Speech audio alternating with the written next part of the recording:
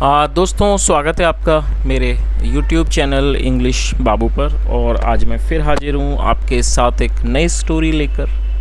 और दोस्तों, आज जो स्टोरी मैं आपके लिए लेकर आया हूँ बहुत ही सुंदर कहानी है, बहुत ही प्यारी कहानी है, बहुत ही अच्छे मॉरल के साथ ये स्टोरी है। आपको सुनकर बहुत अच्छा लगेगा। उसके अलावा इस स्टोरी में आपको कुछ नए इंग्लिश के वर्ड मीनिंग सीखने को मिलेंगे, उनकी करेक्ट प्रोनाउंसिएशन के बारे में पता चलेगा। और हमेशा की तरह जो इसका ग्रामर का पार्ट है उसे बिल्कुल डिटेल में कवर करेंगे, तो एक एक स्ट्रक्चर को आप बहुत आसानी से सीख पाएंगे। तो चलिए दोस्तों, आज की इस कहानी को हम शुरू करते हैं। और सबसे पहले कहानी का टाइटल देखते हैं। कहानी का टाइटल है डिगिंग आ वेल। क्या मतलब हुआ दोस्तों? डिग का डिग का मतलब होता है खोदना, और डिगिंग इसकी फोर्थ फॉर्म है। और वेल मतलब कुआं। डिगिंग है वेल मतलब कि कुआं खोदना। तो दोस्तों, ये आज की इस कहानी का टाइटल है, शीर्षक है। और अब मैं इसे पढ़ना शुरू करता हूँ।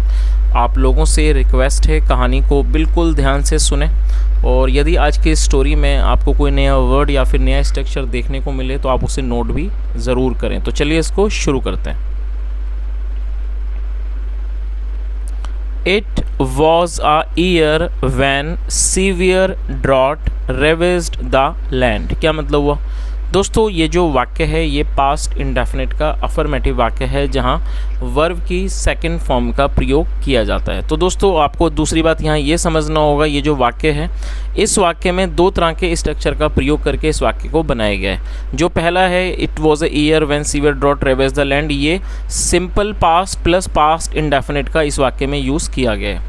जब हम किसी वाक्य में वॉज या वर्ब का प्रयोग करते हैं बिना किसी वर्ब का इस्तेमाल किए, तो इस तरह का वाक्य सिंपल पास्ट का वाक्य कहलाता है। तो ये सिंपल पास्ट है। और जब हम किसी वाक्य में सब्जेक्ट के बाद वर्ब की सेकंड फॉर्म का प्रयोग करते हैं तो वो पास्ट इंडेफिनिट का वाक्य कहलाता है, जो कि पास्ट इंडेफिनिट का अफर्मेटिव वाक्य वो होता है। तो रेवेज का मतलब होता है किसी चीज़ का नाश कर देना, सेकंड फॉर्म है रेवेज। तो इस लाइन का क्या अर्थ निकला? इट वॉज अ ईयर मतलब एक साल था, व्हेन जब सीवियर ड्रॉट मतलब कि जब एक भयंकर सूखे ने रेवेज द लैंड मतलब कि भूमि का नाश कर दिया, उसे बंजर कर दिया। तो इस पूरी लाइन का क्या अर्थ निकला? It was a year when severe drought ravages the land मतलब ये वो साल था जब भयंकर सूखे ने ज़मीन को बंजर कर दिया, नाश कर दिया। आगे देखिए, द स्ट्रीम ड्राइड अप। दोस्तों, स्ट्रीम का मतलब होता है जलधारा। जो जलधाराएँ थीं ड्राइड अप वो सूख गईं। The farmlands were arid. और दोस्तों, अरिड का मतलब होता है बंजर हो जाना, शुष्क हो जाना। जो फार्मलैंड्स थी मतलब जो खेत थे वो सूख गए, बंजर हो गए। And crops did not grow. और जो फसल थी वो नहीं उगी। All ponds in the vicinity were also dry. दोस्तों, विसिनिटी का मतलब होता है क्षेत्र, और TOO मतलब भी। तो क्या अर्थ हुआ इस लाइन का? All ponds in the vicinity were dry too. और जो कुएँ थे उस क्षेत्र में वो भी सब सूख गए, वो भी सब सूखे थे। There was no well in the village. There was no well in the village मतलब गाँव में कोई भी कुआं नहीं था। Women faced drinking water from the far away. दोस्तों, ये भी पास्ट अफर्मेटिव का सेकंड पास्ट इंडेफिनिट का अफर्मेटिव वाक्य है, जहाँ सेकंड फॉर्म का प्रयोग किया गया है। फैच का मतलब होता है किसी चीज़ को दूर से लेकर आना, सेकंड फॉर्म में faced. Women faced drinking water from far away मतलब जो महिलाएं थीं वो दूर क्षेत्रों से पानी, जो ड्रिंकिंग वाटर था मतलब पीने का पानी था, उसको लेकर आती थीं। चलिए आगे देखिए।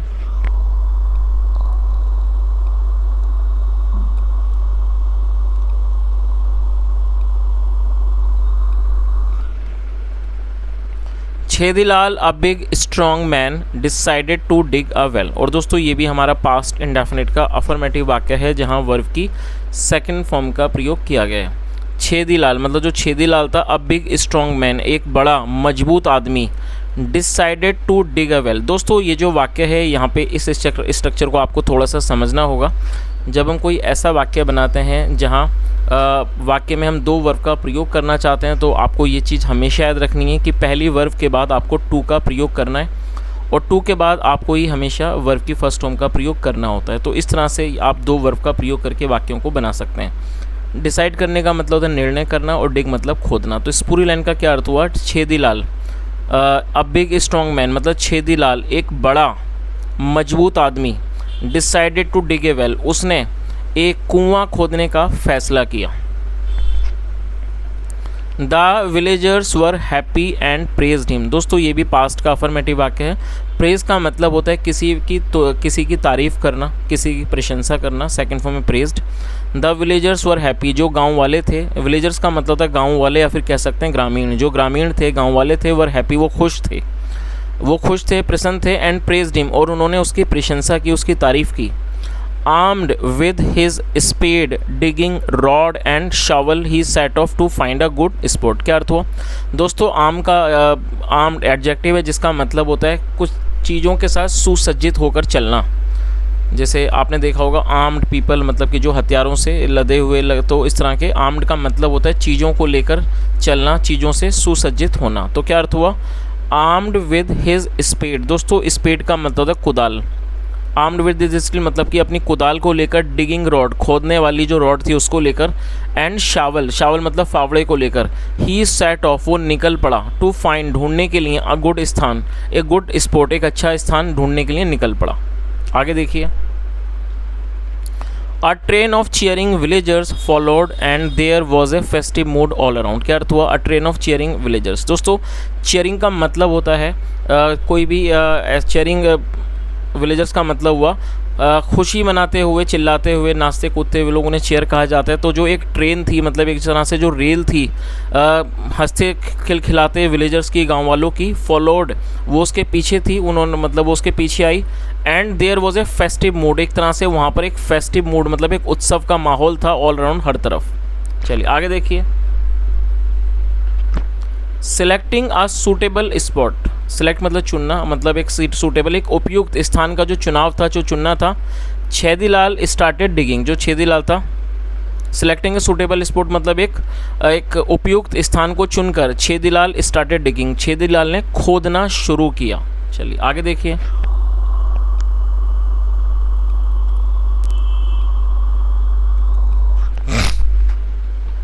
The gathering sat under umbrellas, gossiped and snacked and occasionally cried out, God bless you Chhedilal. तो क्या अर्थ हुआ? अ गैदरिंग, दोस्तों गैदरिंग का मतलब होता है भीड़ भाड़, जो जमावड़ा, जिसको हम हिंदी में जमावड़ा भी कह सकते हैं। तो लोगों की भीड़ को गैदरिंग कहा जाता है। तो ये जो गैदरिंग थी ये जमावड़ा था, भीड़ थी। सेट वो बैठ गया, अंडर अम्ब्रेलाज मतलब छतरियों के नीचे, गॉसिप्ड और वो बात करने लगे, मतलब बातचीत करना, गॉसिप होता है बात करने लगे। एंड स्नैक्ड और वो खाने पीने लगे। एंड ओकेजनली और बीच बीच में क्राइड वो चिल्लाए, क्राइड आउट वो चिल्लाए, गॉड ब्लेस यू छेदीलाल मतलब छेदीलाल ईश्वर की आपके ऊपर अनुकंपा हो, ईश्वर का आपके ऊपर आशीर्वाद हो। You are such a great man, आप एक महान आदमी हो। कीप इट अप, करते रहो, इस काम को करते रहो। आगे देखिए। छेदीलाल कैप्ट ऑन डिगिंग, जो छेदीलाल था वो खुदाई करता रहा, बट लेकिन there was no sign of water, लेकिन वहाँ पानी का कोई चिन्ह भी नहीं था, मतलब वहाँ पानी का कोई भी निशान भी नहीं था। After he had dug about 20 feet. क्या अर्थ हुआ दोस्तों? यहाँ हैड के साथ थर्ड फॉर्म का प्रयोग किया गया। ये हमारा पास्ट परफेक्ट का वाक्य है। जब हम पास्ट परफेक्ट में कोई भी वाक्य बनाते हैं तो वहाँ पर हैड के साथ वर्ब की थर्ड फॉर्म का प्रयोग किया जाता है। तो इस पूरी लाइन का क्या अर्थ हुआ यहाँ से देख लेते हैं। Chhedilal kept on digging, Chhedilal खुदाई करता रहा, but there was no sign of water, लेकिन वहाँ पानी का एक निशान भी नहीं था। After he had dug about 20 feet मतलब उसके 20 फीट खोद देने के बाद ही फेल्ट टायर्ड, फील टायर्ड में थक जाना, ही फेल्ट टायर्ड वो थक गया। एंड सेट डाउन और वो नीचे बैठ गया। द ऑनलुकर्स वर डिजेक्टेड टू, दोस्तों आप इस वर्ड को नोट कर लीजिए। डिजेक्टेड एक एडजेक्टिव है जिसका अर्थ होता है खिन्न, मतलब ऐसी स्थिति जब कोई व्यक्ति बहुत ज़्यादा गमगीन हो जाए, खिन्न हो जाए, या कह सकते हैं निराश हो जाए, मायूस हो जाए, तो उसे डिजेक्टेड कहा जाता है। और ऑनलुकर्स का मतलब होता है देखने वाले, जो तमाशबीन होते हैं, जिसे हम तमाशबीन भी कहते हैं, उन्हें ऑनलुकर्स कहा जाता है। तो इस लाइन का क्या अर्थ हुआ? द ऑनलुकर्स वर डिजेक्टेड टू, जो तमाशबीन थे, जो देखने वाले थे, वो भी मतलब कि निराश हो गए। तो जाहिर सी बात है दोस्तों, जैसा हमने इस कहानी में देखा कि वो जो उस गांव में सूखा था, और जब गांव वालों ने देखा कि एक मजबूत आदमी कोई कुआं खोदने निकल रहा है, तो वो भी बहुत ज़्यादा प्रसन्न, बहुत ज़्यादा खुश थे। लेकिन जब उन्होंने देखा कि इतनी मेहनत करने के बाद भी, 20 फुट खुदाई करने के बाद भी एक पानी का एक निशान तक नहीं मिला, तो जो छेदीलाल था वो थक कर बैठ गया, और जो भीड़ थी वो भी बहुत ज़्यादा निराश हो गई। चलिए आगे देखिए। The oldest of them sad, oldest का मतलब होता है सबसे बुजुर्ग, जो उनमें सबसे बूढ़े थे, जो सबसे बुजुर्ग थे उनमें से सैड, उन्होंने कहा, आई ऑलवेज न्यू, मैं हमेशा जानता था, this was not an auspicious sport. दोस्तों आप इस वर्ड को नोट कर लीजिए, ऑस्पिशियस एडजेक्टिव है जिसका अर्थ होता है शुभ, तो इस और स्पोर्ट मतलब स्थान। तो इस पूरी लाइन का क्या अर्थ निकला, उन्होंने क्या, जो उनमें सबसे बूढ़े थे उन्होंने क्या कहा, आई ऑलवेज न्यू, मैं जानता था, मैं हमेशा जानता था कि this was not an auspicious sport, मतलब ये एक शुभ स्थान नहीं है। और दोस्तों यहाँ पर आप इस चित्र को भी देख लीजिए, कई बार आप लोग बोलते हैं कि सर चित्र भी दिखाया कीजिए, चित्र देख के अच्छा लगता है, मज़ा आता है कहानी का और फील आता है। तो चित्र भी देख लीजिए कि ये जो व्यक्ति है जिसका नाम छेदीलाल है वो किस तरह से गड्ढे में उतरकर और एक कुआं खोदने की कोशिश कर रहा है। चलिए दोस्तों आगे देखते हैं। It is better to dig at the southern corner of the village. तो उसने क्या, एवरीवन अग्रीड, तो क्या अर्थ हो, उसने क्या कहा कि इट इज़ बेटर मतलब ये अच्छा हो, मतलब ये अच्छा होगा, टू डिग खोदना अच्छा होगा, eight the southern corner of the village मतलब गांव के जो उत्तरी जो कोना है, मतलब जो उत्तर दिशा का जो कोना है वहाँ पर खुदाई करना अच्छा होगा। एवरीवन अग्रीड, जो हर कोई जो था सहमत हो गया।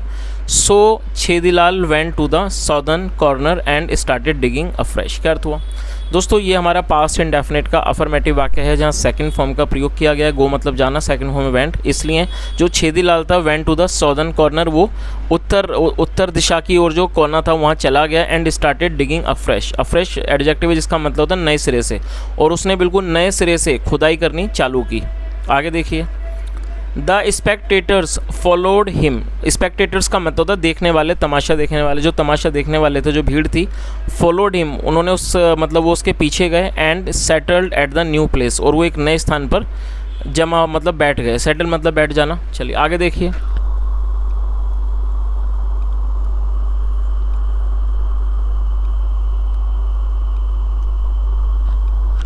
Chhedilal again dug about 20 feet without any water. और दोस्तों ये भी पास्ट का अफर्मेटिव वाक्य है और आप इसकी सेकंड फॉर्म को नोट कर सकते हैं। डिग मतलब खोदना होता है, सेकंड फॉर्म में डग। तो क्या अर्थ हुआ, Chhedilal again dug about 20 feet without any water, मतलब छेदीलाल ने फिर दोबारा से, मतलब फिर दोबारा करीब, अबाउट मतलब करीब, करीब 20 फीट दोबारा उसने खुदाई की बिना पानी के। देन फिर the villager priest said, priest का मतलब पुजारी, उसके बाद जो गाँव के जो पुजारी थे उन्होंने कहा, परहैप्स मतलब कि शायद, the eastern corner would have been better. तो उन्होंने क्या कहा कि शायद जो ईस्टर्न कॉर्नर है, मतलब जो शायद पूर्वी कोना है, वो बेहतर होता, मतलब वो अच्छा होता।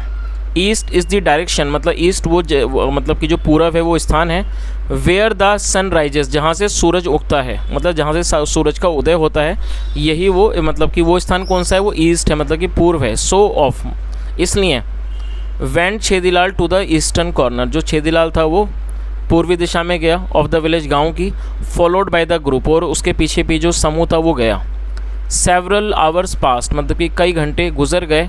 And he had already dug 30 feet, और वो पहले से ही मतलब उसने 30 फीट वो खोद चुका था। बट लेकिन अगेन दोबारा से, देयर वॉज नो वाटर, वहाँ कोई भी पानी नहीं था। चलिए आगे देखिए, on the advice of the village doctor he now shifted to the northern corner. तो क्या अर्थ हुआ, ऑन द एडवाइस का मतलब सलाह, on the advice of the village doctor मतलब गांव के जो डॉक्टर थे उनकी सलाह पर, he now shifted to northern corner, अब वो जो नॉर्दर्न कॉर्नर था, मतलब जो उत्तर दिशा थी, वो वहाँ पर शिफ्ट हो गया। नॉर्थ इज़ द डायरेक्शन, मतलब नॉर्थ है वो दिशा है, फ्रॉम विच जहाँ से कोल्ड विंड ब्लोज, जहाँ से ठंडी हवाएं बहती हैं। द डॉक्टर सेड, डॉक्टर ने कहा, you will definitely strike water there, तुम्हें अवश्य ही, तुम्हें वहाँ पर पानी मतलब कि मिल जाएगा। छेदीलाल संक 20 मोर फीट, जो छेदीलाल था वो दोबारा से 20 फीट में डूब गया। सिंक मतलब डूबना, सेकंड फॉर्म में संक डूब गया। इन द नॉर्दर्न कॉर्नर मतलब कि उत्तरी दिशा में के कोने में। बट टू नो अवेल, लेकिन कोई भी फ़ायदा नहीं हुआ। चलिए आगे देखिए, the whole day passed without a trickle of water. क्या अर्थ हुआ, और पास का मतलब गुजर जाना। The whole day passed without a trickle of water मतलब पानी की बिना एक बूंद के, ट्रिकल मतलब बिना एक बूंद के पूरा दिन गुजर गया। द विलेजर्स लॉस्ट हॉप, और ये भी पास्ट का अफर्मेटिव वाक्य है। लूज मतलब खोना, गंवाना, सेकंड फॉर्म में loss. The villagers lost hope, जो गांव वाले थे उन्होंने अपनी उम्मीद खो दी। Everyone blamed Chhedilal. ब्लेम मतलब दोष देना, हर किसी ने छेदीलाल को दोष दिया for his lack of effort. और किस चीज़ का? For his lack of effort. Lack मतलब कमी, जो उसके किस चीज़ everyone blamed Chhedilal for his lack of effort मतलब हर किसी ने छेदीलाल को उसके लैक ऑफ एफर्ट मतलब कि प्रयास में कमी के लिए उसको दोष दिया। चलिए दोस्तों आगे देखिए। एज दे टर्न्ड होमवर्ड, और दे का मतलब वे या वे लोग। और दोस्तों आप इस वर्ड को नोट कर सकते हैं, जब सब्जेक्ट में एक से ज़्यादा लोग होते हैं तो दे का प्रयोग किया जाता है, और होमवर्ड मतलब घर की ओर। एज दे टर्न्ड होमवर्ड मतलब जब वे लोग घर की ओर मुड़े। They met the village school teacher returning from the city. तो इस पूरी लाइन का क्या अर्थ हुआ कि जब वो घर की ओर मुड़े तो they met the village school teacher, वो गांव के एक स्कूल टीचर मतलब गांव के स्कूल टीचर से मिले, जो स्कूल के विद्यालय के जो शिक्षक थे उनसे मिले। रिटर्निंग फ्रॉम द सिटी, जो शहर से लौट रहे थे। On seeing the disheartened group मतलब इस डिसहार्टेंड ग्रुप को, इस डिसहार्टेंड का मतलब है निराश, मतलब इस निराश समूह को देखकर द टीचर आस्क्ड, जो टीचर थे, जो गुरु मतलब जो शिक्षक थे, उन्होंने पूछा where have you been to मतलब आप सब कहाँ हैं, कहाँ थे। Where have you been to and why are you all so sad, और आप सब इतने उदास क्यों हैं। चलिए आगे देखिए।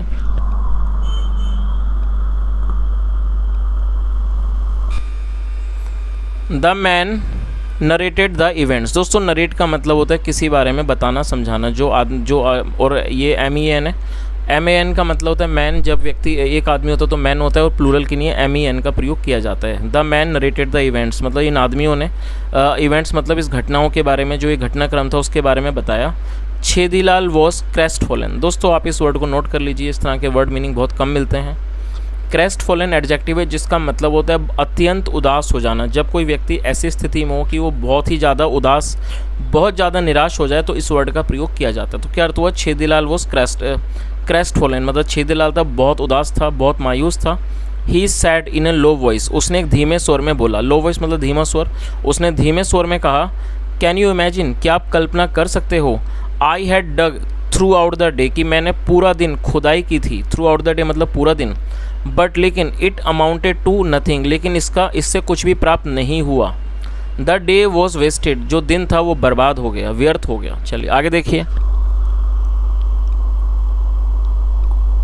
The teacher smiled and sad, जो टीचर थे वो मुस्कुराए, मतलब जो शिक्षक थे वो मुस्कुराए और उन्होंने कहा ऑल दो मतलब हालांकि although you had dug about 90 feet throughout the day. तो उन्होंने क्या कहा कि हालांकि आपने पूरे दिन में करीब 90 फीट खुदाई की थी, 90 feet throughout the day. It was scattered all over the village. दोस्तों स्कैटर्ड का मतलब है बिखरा हुआ होना। It was scattered all over the village, और ये पूरे गांव में बिखरा हुआ था। तो दोस्तों इस बात का मतलब आप यहाँ समझ ही गए होंगे कि जो टीचर थे वो क्या कहना चाहते थे। उनका कहने का मतलब था कि भाई आपने पूरे दिन खुदाई की है, लेकिन 90 फीट जो है वो एक जगह खुदाई नहीं हुई, क्योंकि उन्होंने अलग अलग स्थानों पर जाके खुदाई की, इसलिए यहाँ पर इस वर्ड का प्रयोग किया गया। तो मैं चाहूँगा आप इस कहानी को अच्छे से समझ लें। इसके लिए चीज़ मैं आपको बता रहा हूँ कि स्कैटर्ड डिगिंग हुई थी क्योंकि उन्होंने 90 फीट एक जगह पर नहीं खोदा था। उन्होंने खुदाई तो ज़रूर की थी, लेकिन उन्होंने अलग अलग स्थानों पे की थी। तो वो एक तरह से स्कैटर्ड थी, बिखरी हुई थी। वो अलग अलग जगहों पर उन्होंने कहीं 20 फुट कहीं 30 फुट इस तरह से उन्होंने खुदाई की थी। इसलिए जो टीचर थे उन्होंने बताया कि भाई आपने 90 फीट तो खोदी, लेकिन ये जो क्या थी, it was scattered all over the village, लेकिन ये पूरे गाँव में फैली हुई थी, बिखरी हुई थी। Had you dug 90 feet in one place, यदि आपने एक स्थान पर मतलब कि 90 फीट खोदा होता, you would surely have reached water, आपको निश्चित रूप से अवश्य ही पानी मतलब पानी तक पहुंच गए होते। हाउएवर हालांकि dry the surface might have seemed, चाहे जितना भी मतलब कि सूखी मतलब ज़मीन क्यों ना होती, ड्राई द सरफेस कितना भी सूखी सतह क्यों ना होती, फिर भी आप पहुंच गए होते, ऐसा उन्होंने बताया। चलिए आगे देखिए।